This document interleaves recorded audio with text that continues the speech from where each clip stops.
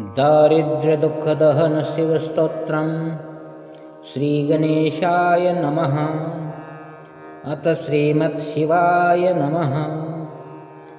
अद्य पुरोच्चरितवर्तमान एवं गुण विशेषण विशिष्टायां शुभपुण्यतिथो मम अभीप्सितकामना सिद्ध्यर्थं शिवस्तोत्रजपमहं करिष्ये।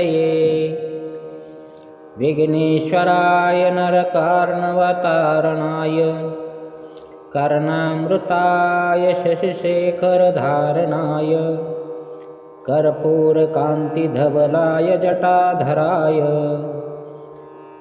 दारिद्र्यदुःखदहनाय नमः शिवाय।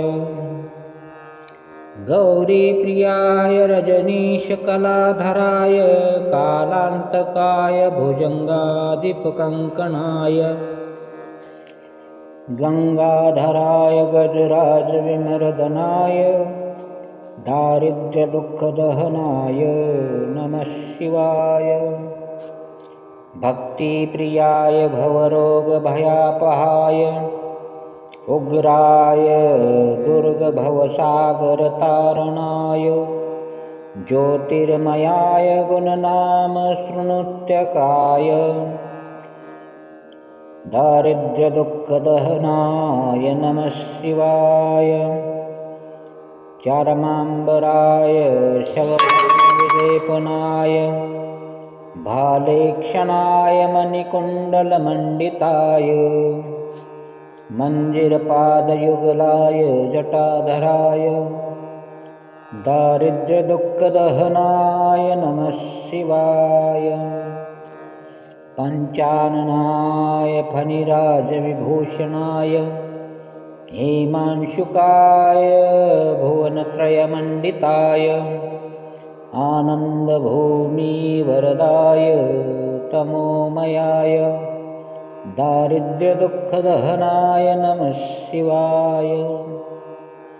भानुप्रियाय भवसागरतारणाय कालान्तकाय कमलासनपूजिताय नेत्रत्रयाय शुभलक्षणलक्षिताय दारिद्र्यदुःखदहनाय नमः शिवाय।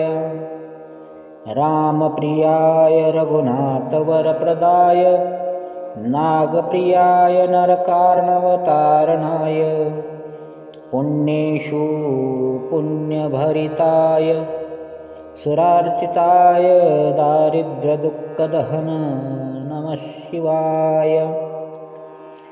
मुक्तेश्वराय फलदाय गणेश्वराय गीताप्रियाय विश्वेश्वरवाहनाय मातङ्गचर्मवसनाय महेश्वराय दारिद्र्यदुःखदहनाय नमः शिवाय।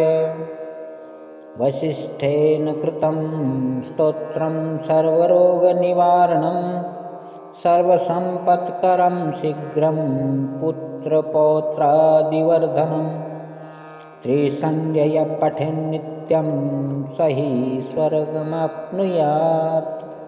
इति श्रीवसिष्ठविरचितं दारिद्र्यदहन शिवस्तोत्रं सम्पूर्णम्।